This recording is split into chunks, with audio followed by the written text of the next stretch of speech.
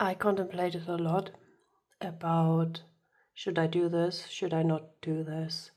You probably know I went on vacation, and I'm sorry for my voice.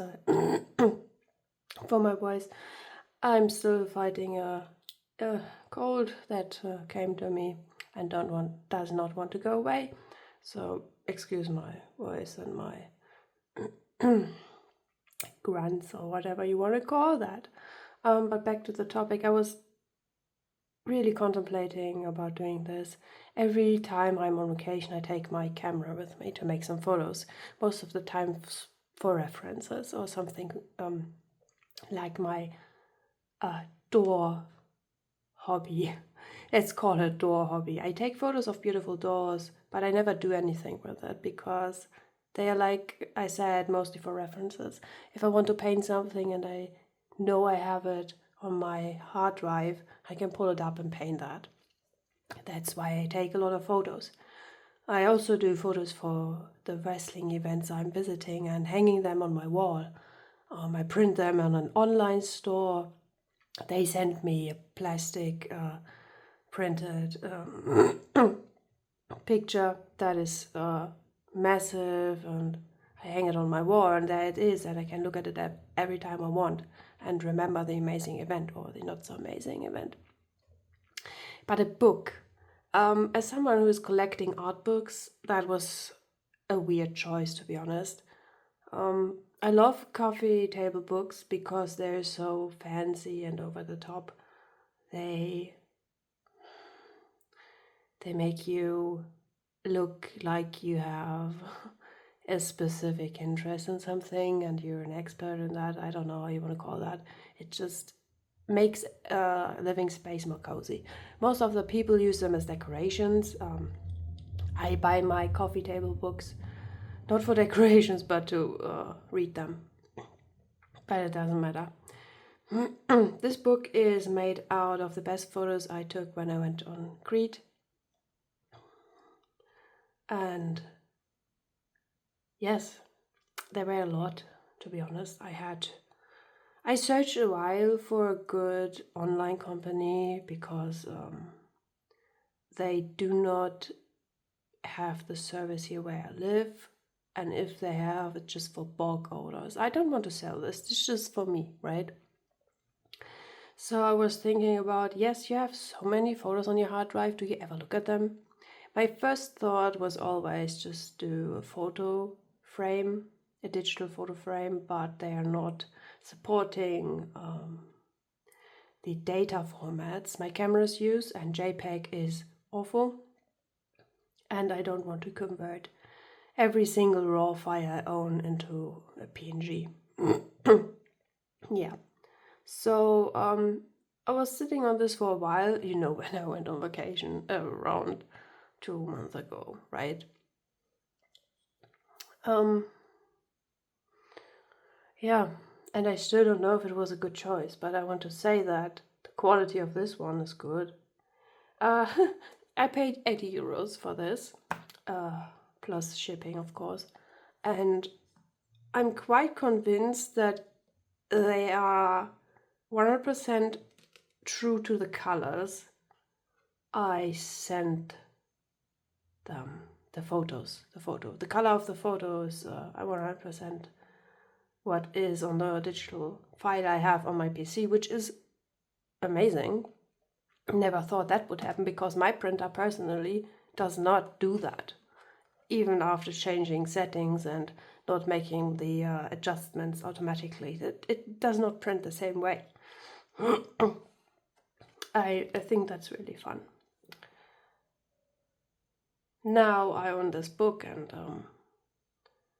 I thought about it during my vacation because if you saw my video about the instant camera I have, the thermal paper camera, the children camera, the child camera, whatever they're called nowadays, I have a photo book. I make a physical photo book where I take these photos, print them, glue them in, make a caption on the side, and have it there. written. Then, because it's thermal paper, I take photos of the page to have it archived. Yes, the reason I do that is because it's not final. The photo change. The photo will change over time, I know that. And the reason I do this photo book is because I want the photos to disappear. And after they disappear, I want to make a second book with the photos of the original. So you have this book with the empty photos, right? But the captions are still there. And your brain starts thinking, oh, what is that? What photo did I take at that day? And it's a help to be creative and start to wonder about what was the time and date you took that, what was the subject. Can I replicate it? Mostly by art, using an art format or whatever. And then you can still see the original because I archived them. That brought me the idea of, why do I even take photos if I never use them, right? The photos I took from the photo book I will use. I know I will use the wrestling photos I take. But the photos from my vacation, I don't use them. Because I took them because I took them to use them as references. And I don't paint with references most of the times, because the subject I'm painting I do not have a photo of, which is a circle of idiocy. Idiocracy maybe is a better word.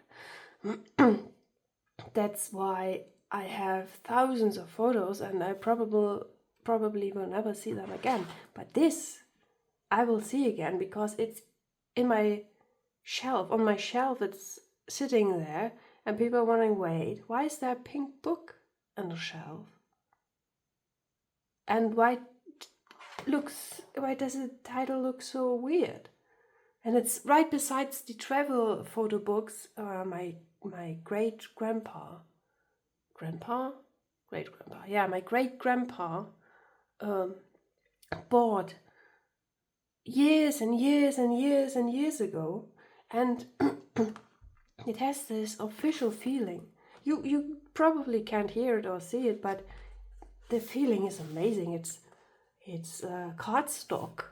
It's really interesting. It's a paper that has texture but is still matte. I chose matte because I hate glossy pictures. They are awful. I know you could have just put some text beside it to make it more interesting, but it doesn't matter. You just see this and think, that is interesting. I feel like that is the thought. For me at least. I threw out a lot of photos, and it took hours and hours to edit this for the colors, the color correction, and on the app you can download. This is I don't know the word in English. Basically, you can go on their website and download different pre-edited sites, formats, whatever, and you just put in your photos and change around the composition. I chose this because of the layout. I don't know why, and the color was really fun. It's called Coffee Table Book. It's super fun and easy to edit around. But you have to accept that after a specific amount of pages you have to pay extra. That's okay. I also paid extra for the lay flat thing, that it does not have this wobble in the middle. I don't know how long this will hold up, but in the end, how often will I open this book? I don't know. Yeah, I have not printed any photos myself from this trip, so I really don't know if I would be able or capable to replicate the amount of details with my printer. But I'm really amazed. Though one thing I have to say, it costs a lot. And now that I see the quality, it's okay. I really think it's okay. You're probably thinking, what is she even going to try to tell me with this video? I think that if you have an idea of using something digital and make it permanently physical, you should at least try to do that, because everything that is digital, everything I own that is digital, everything I ever painted digitally, yeah, no, I will never look at that again. Probably, maybe you have a better setup, maybe you have a photo frame, whatever. But for me, I'm not on the PC that much. I don't work with digital stuff that much, even though I have a server, even though I have a backup setup, whatever. But I am more a physical person, and having that in my hand makes me proud. And I think, like last week's video, right? If you have something physical you made, something you know you will fill, that's not a sketchbook, that's a journal. That thing will be filled with more and more stuff that random accumulates. Just like coincidental how I started to make these things. They are just the examples, right? Just think about it as the photos. It's something that started in one way but ended up to make me be more creative. And I think that maybe, I don't know if it's just me, but maybe that is also something that would help you. Because I struggled for some time to find out where I want to go with the stuff I make, as I'm just a hobbyist, right? I don't sell stuff, I do. But my walls I get in full. I can't hang everything up and I can't print everything. And everything that is painted for others is just gone. So do I only paint for other people so I can get rid of it? That's an awful idea, right? Making condensed pieces to just put it away and sort it and still know where it is kind of gives a satisfaction. Like you have a project, you start this project and you finish this project and then it's done. You put it somewhere, you can look at it if you want, but it's done. So yeah, my takeaway of doing this is do it if you have the means. It does not have to be a coffee table book, just a normal photo book like the ones I did with the thermal camera. Or you have a real instant camera. Just buy a photo book and glue them in, write some captions, journal on them, put stickers in, do something creative. Because in the end, as long as you do something with it, I think that's a good thing. I have a lot of stuff hanging around here. Sadly I can't show them to you because it's right beside the windows. But everything I ever created, besides the old stuff that I don't think represent me much anymore, it's all my walls. And you come here, you walk into the atelier, and you're just like, holy shit, I've done that. I did everything. Everything here is what I created, and that makes me happy. I think that's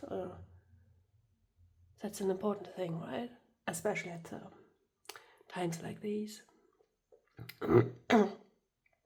Also, if you see that, it's probably after June. 100% after June. I still wish you a happy Pride. Enjoy your rainbows. Don't let anyone tell you what you should be, who you should be. Because you are you, you always will be you.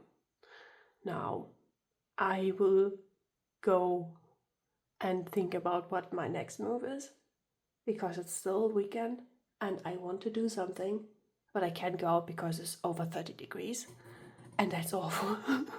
The temperatures is just awful. So yeah, see you, hear you, whenever, wherever. Have a good weekend, have a good day, have an amazing life. And until next time, bye bye.